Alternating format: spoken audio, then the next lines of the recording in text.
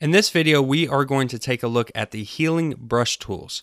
These tools are really great for beauty retouching, for removing spots, blemishes, acne, or anything like that that you want removed from your photo. And it can be with anything really, but I'm going to show you how we can do some beauty retouching using these tools. So this is going to be the 1, 2, 3, 4, 5, 6, 7th tools down, the spot healing brush tool and the healing brush tool with the shortcut key J.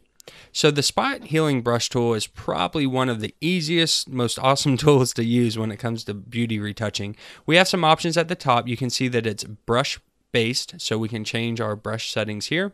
We have blending modes, so we can pick what kind of blending modes we want to have, whether we blend normally, multiply, screen, darken, lighten, by color, or by luminosity, so you'll want to experiment with those, and how we want to do the actual healing by a content aware. Do we want to create a texture to cover it up, or do we want to use a proximity match with the pixels that are in proximity? I typically almost always use content aware. You might want to try using the other ones to see how they work for you in different situations. They might be better, but the content aware is going to look at the information in the photo and match up to the Photoshop's best ability what you're trying to heal here. We'll see that in just a minute, and I think you'll really enjoy it.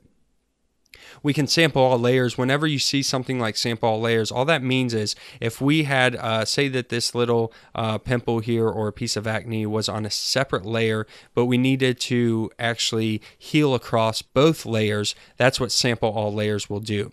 So if we only have one layer, or if we have multiple layers and you don't have that on, it's only going to sample on the layer that you're actually on.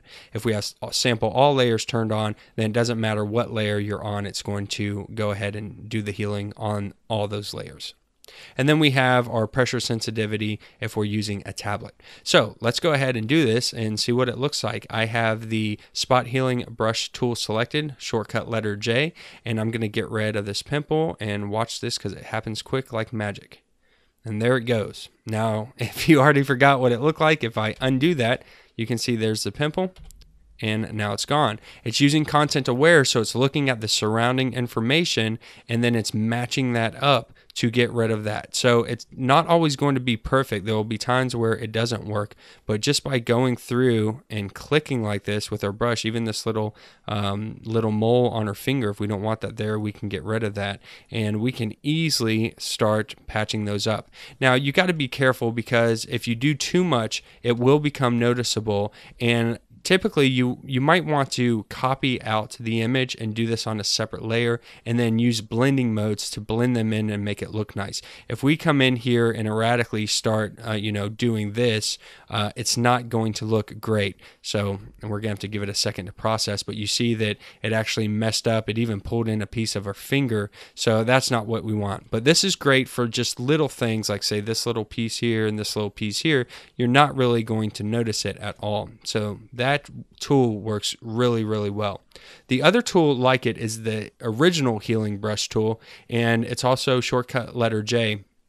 And the way that this tool works is that it works the same way, only the difference is you're going to sample a different part of the image to clean up the blemish. Now we have some options at the top. Again, it's brush based, our blending modes. How do we want to sample it? What is the source? Is it a sampled piece, which we're going to do, or a specific pattern that you want to select? We can have alignments, and are we sampling the current layer, all layers, the one below it, and how much diffusion do we want? So let's take a look at this. The first thing that we need to do is sample a piece of this image. To do that, you're going to hold down the Alt key or the Option key on the Mac, and we're going to get a different icon here, and that icon looks like a little target, and we want to target how we want to cover this up. So now if we target something like the lips, it's not going to look good because you're going to cover it up with the lips. So say I click on the lips and then I go over here and start coloring. It's actually sampling the lips, and that is not what we want. So we want to sample something close by that looks similar, that when we cover this up, it'll look good. So we'll sample a close area right here, and then when we start to cover, it's going to heal the same way, but it's using the part that we sampled to help cover that up.